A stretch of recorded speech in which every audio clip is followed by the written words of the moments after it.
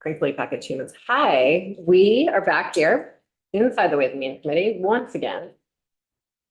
It is 11 and we are going to talk about captive insurance, this year's captive bill that was referred by the House Clerk from the Commerce Committee who have passed it out. And we're going to spend about 30 minutes on this. Ideally, it's very possible we don't need to vote and didn't need it, but we are going to learn more about that here. And while Representative White and Ms. Nevins are both listed as witnesses here, we're likely just going to hear from Ms. Bigglestone. If you'd like to come join us in the chair. Thank you. And have you been able to join the Zoom? I am, it's connecting right now, so hopefully that will work. Don't feel like you need to rush. We're always happy to have a moment for technology pauses, but there you go. There I am. And then we have Maria from Legislative Council, and I know Joint Fiscal has been involved in this conversation as well. Yes. And hopefully this will be an easy part of your day. I'm hoping we can spend less time on what captive insurance is, because I think we worked on a bill about it last year. Even Happy to answer any more time on sort of the substance of the bill in front of us. Join with computer audio. Yes, but you should know, no. Right. You can if you just mute yourself and turn off your audio. Yeah, there we go. Great. Right. Good. I think I got it. Now I have to learn to share my screen. It's a green button on the bottom. The only one that's green, I think. Make sure I've got the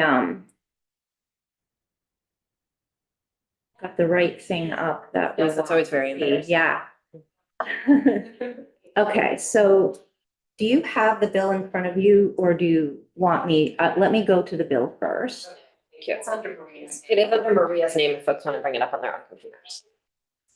659 as introduced.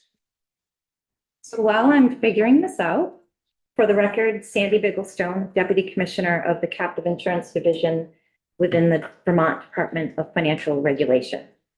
Thank you for having me today. Thank you. Your screen. I'm going to pick the bill. Bring you. You should be seeing that now. Okay. That is lovely. Thank you. It's 23 pages. So I want to bring you to the appropriate section, which is on page 5. Section 5.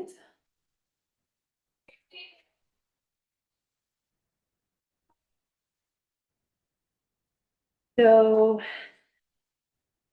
it actually, yes, page 5, section 5. Did we get shushed? Those children? Okay. So a good part of the captive insurance bill this year, which is H 659,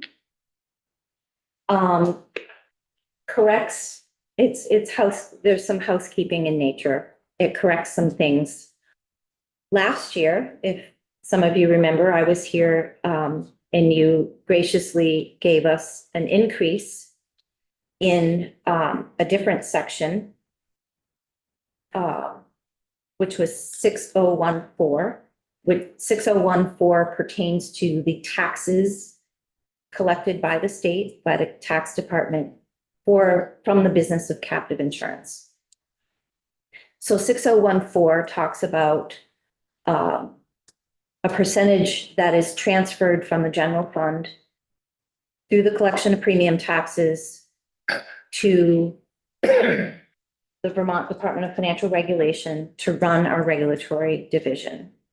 And you graciously gave us an increase in that share of 30%. So it went from 11% to 13%. And that was a fiscal impact that went into effect July 1st of 2023. This year, when we were going through and drafting our captive bill, we realized that that percentage is also referred to in 6017, Hmm. which is the Captive Insurance Regulatory and Supervisory Fund. And so this year's change to the bill, while there's no fiscal impact because that already went into effect, we're just correcting the percentage because it still refers to the 11%. So we're changing that. If you see on line 21, it should say a transfer of 13%. So we're fixing that. And I'll just stop there for that piece to see if there's any questions. So essentially, we missed a cross-reference. You missed it. Okay. Yep. Yeah. So that's a correction, technical correction.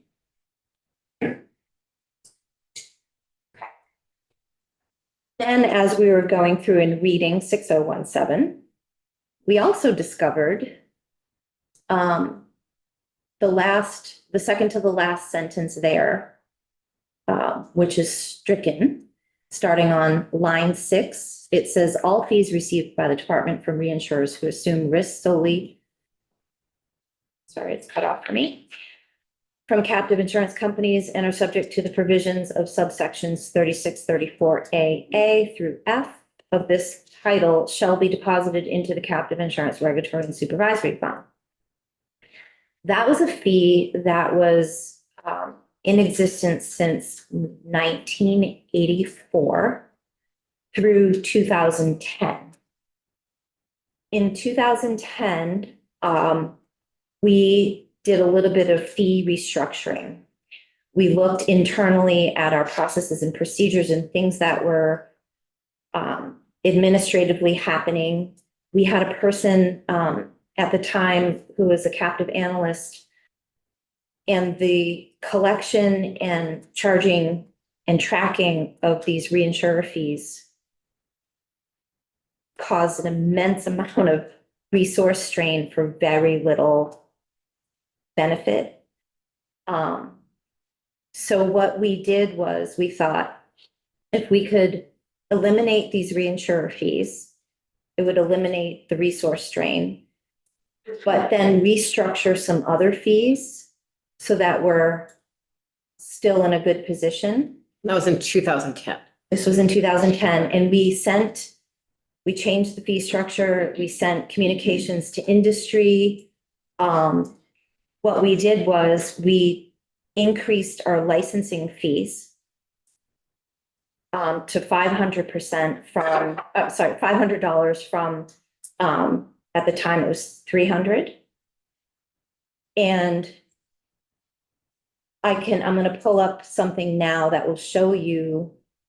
So what I did was, I believe at the time we did an analysis of what that change how it would impact us, but I couldn't find it. We did communicate to industry at the time, but lo and behold, like a decade or more later, I was able to do a look back analysis, and what that will show, and I'm going to share a new screen here. So we're cleaning this up. Can you see that? You can't yet. You might have to stop sharing and then reshare. Yeah. Reshare.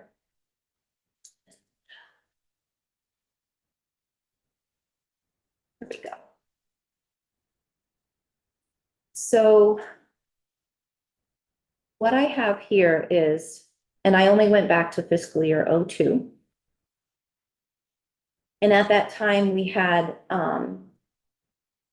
$200 for new applications, a $300 initial license fee, a $300 license renewal fee for all licensed captives, plus $300 for new approved reinsurers, which is a one-time fee, and then $200 for using annual renewal fee for reinsurers. And just to explain a little bit about the reinsurer fees, those fees did not apply to every single licensed captive. It was only for certain reinsurers that we approve that aren't already licensed reinsurers that aren't already licensed in the state of Vermont, accredited or authorized by the DFR. So in order for a company to, this is just a little bit of background, to seek approval, they would have to submit to us AM Best ratings, financial statements of the reinsurer, and we would do an analysis as part of our approval process to approve the reinsurer before charging the fee. And then those reinsurers would be populated on a list of approved reinsurers for use by captive insurance companies. And then we would monitor those reinsurers going forward. Our process for approval hasn't changed, just the fees.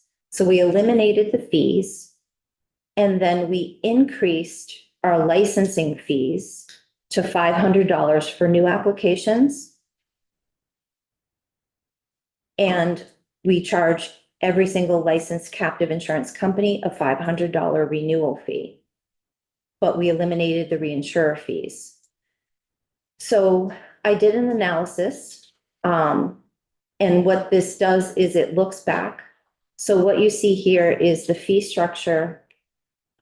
And again, I only went back to fiscal year 02 to fiscal year 2010 to show what fees we were collecting. And those are on the line, this total line here. And then what I did was I pulled in the number of new captive applicants and the total captives that existed in those years, and applied the new fee structure, eliminating the reinsurer fee, and then applying the $500 license and license renewal fees. And what this analysis shows in the highlight is the difference between the old fee structure and the new structure, and how much better off we would have been. So if you go down to fiscal year, it would be in column K there, fiscal year 2010. We only collected $216,600. Whereas if the new fee structure were in place, we would have collected over $300,000 in fees for that fiscal year. So hopefully this gives you a little bit of context as to why we changed and eliminated the reinsurer fee. It not only helped reduce the administrative burden of staff in our office, but fiscally, we're in a much better position. Seems like a great benefit from that. Okay. So we did that in 2010. We did that in 2010. We communicated to industry, but we never fixed the law in 6017 where it refers to those fees. So here we are.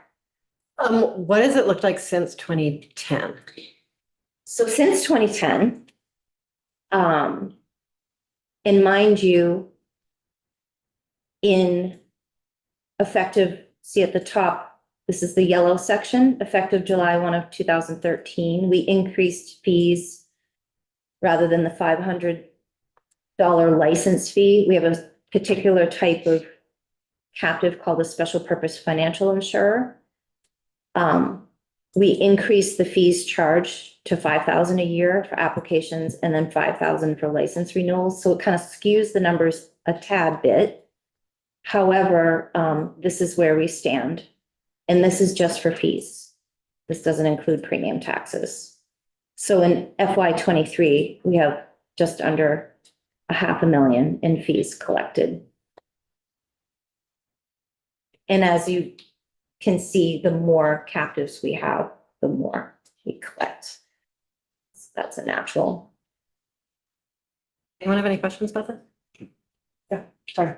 Can you explain the difference in the revenue between, say, FY19 and Everything else. Yeah, everything else.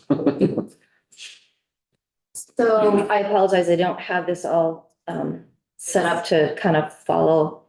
But if you see down here, what I did was, and we track, I could have gone back, it would have taken a little while, but we track numbers of captives by calendar year, so but it's close. And so down here on line 16 and 17, you have the number of new captive applicants in each of those years. And then you have the total licensed captives, so the active total that we collect those fees on. And then the new captives are 500 for the application, and then we collect $500 license renewal fee from every captive. The difference in those fiscal years primarily relates to a little bit of a dip in our active captive totals from year to year. And then also, well, I won't pretend to understand that, but so if you see you are referring to fiscal year 16 and 17, is that right? I think 19 and that, the dip in revenue there. So some of it relates to, this relates to, oh, I think it's because the numbers you see in the yellow section is fiscal year. Our folks track it by fiscal year. And then the captive numbers are, so it may have been when the amounts actually came in. I can go back and research that for you. The numbers on the bottom are fairly stable, with the exception of the 22 goes up to 38 the next year. I guess I'm just curious, just want to try to understand it better, that's all. Yeah. I can go back and look and get more information for Great, thank you. you. Fiscal year 19. Representative. A more general question along the same lines. Do you have a sort of working or guiding principle as to why the fees in relation to the premium tax or premium revenues are what they are, and as between the renewal and the initial acceptance or licensure? Because it could be arbitrary, but there may be some principle behind that as to why they are what they are. Yeah. Could you elaborate? Sure, there's a couple different reasons why, they're not gonna track, they're not gonna align completely. So the premium tax revenue relates to the amount of premium tax that a captive insurance company writes in a given year. And that's what's taxed. And those are tiered rates for direct premium and then reinsurance premium. The fee revenue relates to the number of active captives. Now, you could have an active captive that from 1 year to the next, or from any given 1 year to say 5 years later or longer, may so lots of times a captive program can be complemented or supplemented by the commercial insurance market. So an organization owning a captive could write more premium in any 1 year when it has insurance issues, and it takes more risk into its captive, therefore writes more premium to cover that risk. And in some years, the organization may buy its insurance policies through the commercial insurance marketplace, so the premium dollars could shrink in a captive program. So that could be some of the reasons why there's not a direct relationship in the number of captives to the premium or the premium tax policy. Could I try again? Yes, but very quickly, no preamble. Oftentimes, a fee is set that reflects the workload involved in that particular aspect of your responsibility, Mhm, as opposed to the arithmetic calculation, which I'm familiar with. mhm. Yes, so you're talking about the premium tax funding that we Let's get. go with the fees to make it simple. Mhm. The fees are what they are because The fees are what they are because it helps us to, the fees aren't going to cover then all of the resources in our division to run the affairs of our regulatory division. The premium taxes are the big chunk of what we utilize to run our division. Thank you. I'm sorry to ask you this, Mhm. but how have we possibly lost this detail of needing this information statute for 14 years? It's a really good question. I think, Is there something we can do to not Yeah. have it happen again? well, when I testified in House Commerce, I said that from this point forward, I vow to make sure that when we change something, that we look at the entire statute to the best of our ability to make sure that we're not missing a reference or somewhere else where a reference exists that also needs to be changed.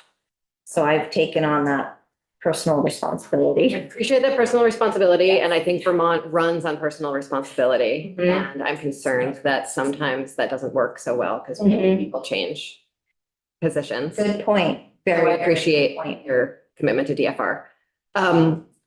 Any sort of systemic changes that might be possible? Yeah, I'll have to think on that and get Okay, back to you. Also consulting with some other folks that may have some thoughts around that, but I guess I will say, we've talked for years about, And like, there are mistakes happen all over, so I Yeah. don't want to like really no blame. on Mhm. this. Yeah. we've talked for years about doing an overhaul of our captive statute, because when you're working with a 42-year-old piece of legislation, and we come You to should the see our telecom. legislature. We come to the legislature every year with something. Yeah. And which is good. It's good for us. It's good for the industry. It keeps us connected with you. But sometimes there's always something to fix. And when you change one area, you inadvertently might miss an area that needs fixing. And that's, yeah. Yeah. So Yeah. I think we can always do better is what I always say. Okay, and as you talk to more people, I'd really love to hear back from you about. Sure. Yeah, we've talked about doing an overhaul Yeah, and restructuring the entire captive statute. and I know that takes a huge amount of resources. Yeah, and something we've been, as you can see, our numbers are growing. Mhm. So we're focused on the work, the day-to-day work that we have to do. And this is one project on our project list that has hit the back burner once again this year because of the amount of work that we have. And your team brings so much revenue in so many different ways into the state of Vermont. And so I really want to make sure that you all are asking for any resources you need to do your jobs well. And so thank you for everything that you do. Thank you. I really appreciate your support. Any other questions for folks? I actually do think that it would make sense to do a straw poll on this. Does anyone want to hear from JFO or, Maria, do you want to pop in and say anything? Will you stop your screen share? Oh, yeah, thank you. Can you hear me? There we are. Yep, so I can. We can't quite hear you. Sorry, one second. Can you try again, Maria? Is that better? Yeah, thank you. Okay, great. Well, I can confirm everything that Sandy just explained to you in terms of the kind of the technical correction with the 11 to 13. That's something you did last year. And I wasn't aware of the second issue, the change in the department's practice, but yeah, so that actually does it based on everything Sandy just said, by striking that language, you are conforming to the practice of DFR since 2010. Thank you, Maria. Sure. Pat, do you have anything you're interested in adding? No pressure. I don't, I think everything's been covered. Okay, thank you.